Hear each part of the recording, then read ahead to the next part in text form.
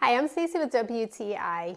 Have you ever realized how well that you can regrow your orchids every season?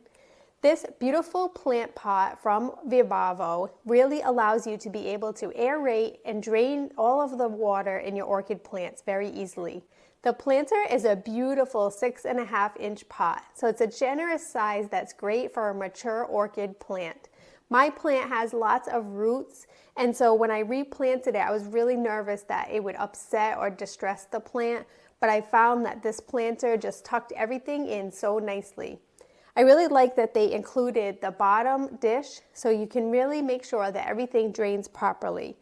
I thought by having a pot like this that I would really have a problem with water leaking out, but really because of the root system of the orchid, it holds it in so nicely.